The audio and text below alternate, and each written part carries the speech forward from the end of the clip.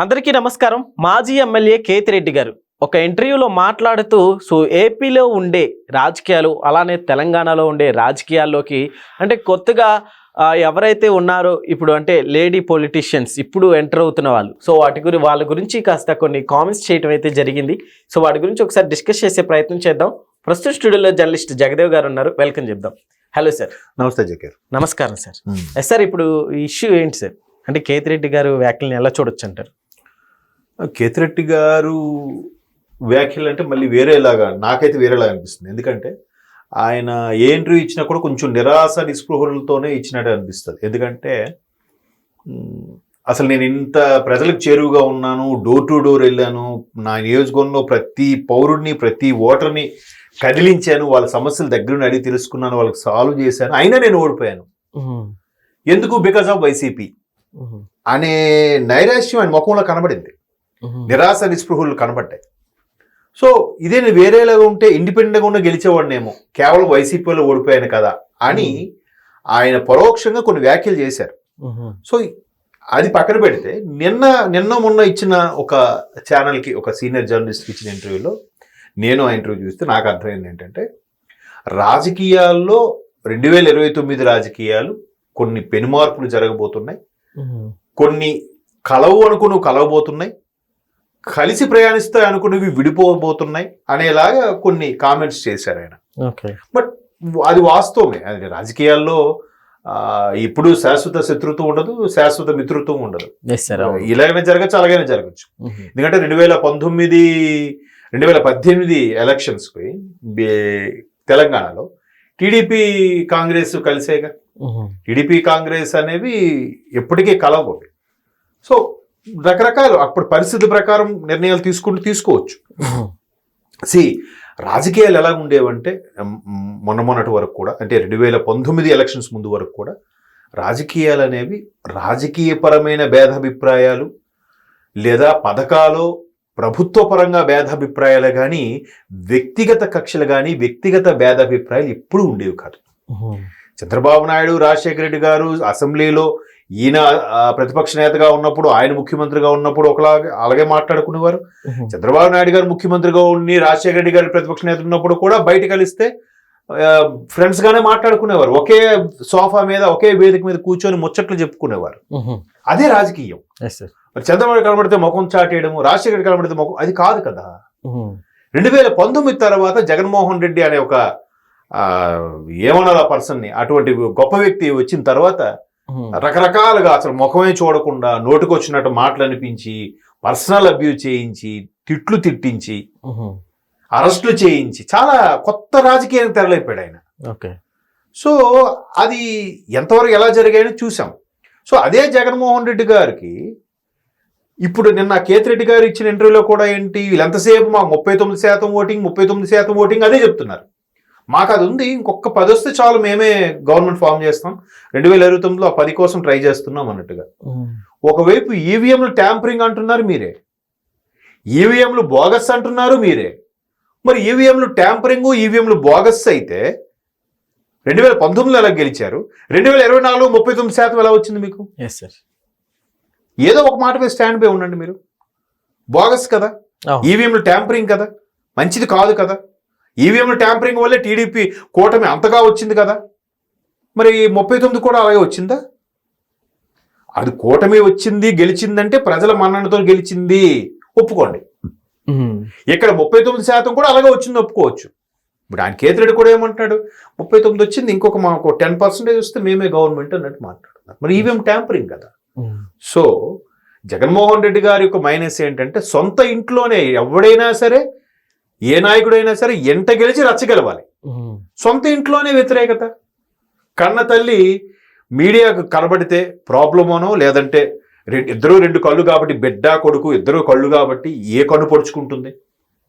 ఒప్పుకోదు కదా ఏ తల్లి కూడా. కాబట్టి ఏమి మాట్లాడుకుని విదేశాలు వెళ్ళిపోయింది ఆవిడ. చెల్లి గవర్నమెంట్ ఫామ్ అయిన సంవత్సరంకే నేను ఇక్కడ ఉండట్లేదు, తెలంగాణ వెళ్ళిపోతున్నాను అని చెప్పింది.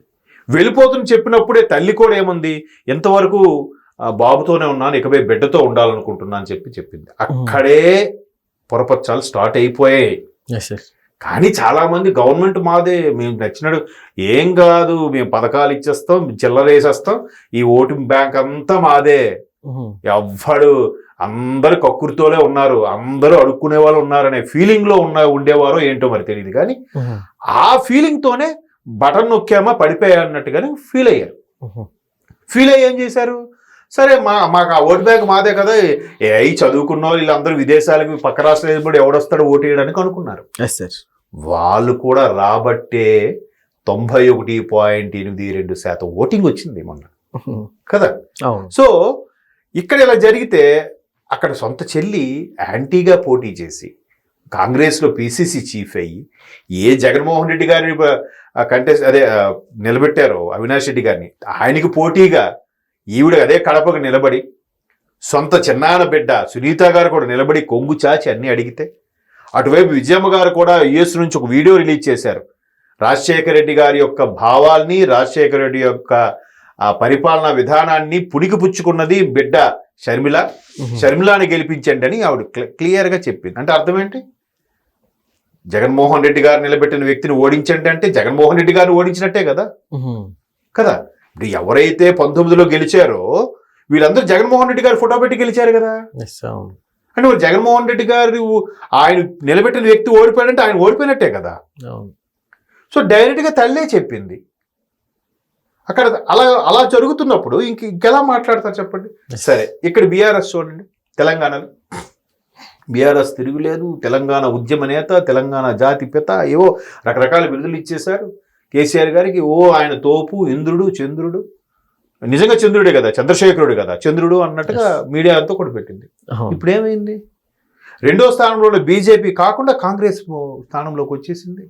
ఆయన ఎవరు, శ్రీనివాసరెడ్డి ఎవరు, అక్కడ రెండు దగ్గరలో ఇక్కడ రేవంత్ రెడ్డి గారు ఓడిపోయారు, కేసీఆర్ గారు ఓడిపోయారు, ఆయన బీజేపీకి ఆయన గెలిచాడు, వెంకటరమణారెడ్డి ఆయన పేరు. సో ఎన్ని మార్పులు జరుగుతాయి. అసలు ప్రజాస్వామ్యం అనేది ఎంత గొప్పదండి భారతదేశంలో. మహానుభావుడు ఎన్టీఆర్ గారు కూడా ఓడిపోయారు. తర్వాత ఇండియా అంటే ఇందిరా, ఇందిరా అంటే ఇండియా అని చెప్పి ఇందిరాగాంధీ గారు కూడా ఓడిపోయారు. దట్ ఈస్ ప్రజాస్వామ్యం. మరి అప్పుడు ట్యాంపరింగ్ జరిగాయా, లేదా రిగ్గింగ్లు జరిగాయా, బ్యాలెట్ బాక్సులు మార్చేశారా? కాదు, యాక్సెప్ట్ చేశారు వాళ్ళు. ఇదే చంద్రబాబు నాయుడు గారు 19లో ఓడిపోయినప్పుడు సరే ప్రతిపక్షంలో ఉండి మేము మా బాధ్యతను నిర్వర్తిస్తాం, గెలిచిన వారికి కంగ్రాట్స్ చెప్తున్నాం అన్నాడు, ఒకటే మాట. ఇదే జగన్మోహన్ రెడ్డి గారు ఓడిపోయినప్పుడు మొన్న 2024 ఏమన్నారు, పవన్ కళ్యాణ్ గారు, చంద్రబాబు నాయుడు గారు గెలిచారు, బట్ మరి అక్క చెల్లెలు అన్నదమ్ముల అభిమానాలు ఏమయ్యాయో అన్నాడు. అంటే నువ్వు ఓడిపోయిన డైజెస్ట్ చేసుకు ఒప్పుకోవట్లేనా, మేము మార్చుకుంటాం, మేము ఎక్కడ తప్పిదం జరిగిందో అక్కడ రికవర్ చేసుకుంటాం అని అనట్లేదు. అవన్నీ మాట్లాడకుండా ట్యాంపరింగ్ అయ్యాయి కానీ మాకు ఓటింగ్ పర్సెంటేజ్ వచ్చింది. ట్యాంపరింగ్ అయితే ఓటింగ్ పర్సెంట్ ఎలా వచ్చింది, ఎలా వస్తుంది?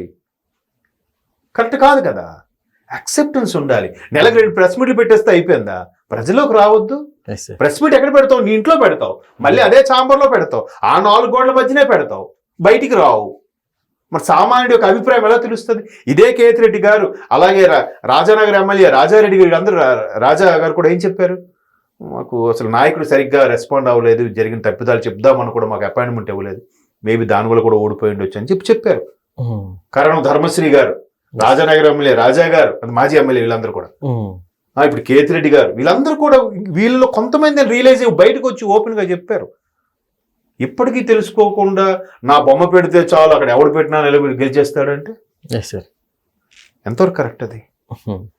కాబట్టి ఇట్లాంటి ఇన్ని దారుణాలు అయిన తర్వాత షర్మిలమ్మ గారు ఇంకెందుకు జగన్మోహన్ రెడ్డి గారితో చేతులు కలుపుతారు? ఇంతకుముందు ఎవరో కలిస్తే కలవచ్చు, జగన్మోహన్ రెడ్డి గారు, షర్మిలమ్మ గారు, ఇక్కడ తెలంగాణలో కూడా కేటీఆర్ గారు, కవిత గారు మళ్ళీ కలవచ్చు అని అంటారు. కానీ ఇప్పుడు అప్పుడే పరిస్థితులు లేవు. రాజకీయం వేరు, వ్యక్తి బంధుత్వం వేరు కదా. అవును. బట్ రాజకీయాల్లో ఏమైనా సాధ్యమే. ప్రజలందరూ ఆశ్చర్యపోయి నోటి మీద వేలేసుకునే సమీకరణాలు కూడా జరిగాయి, జరుగుతాయి కూడా. చూద్దాం ఏమవుతాయి. Okay sir, thank you.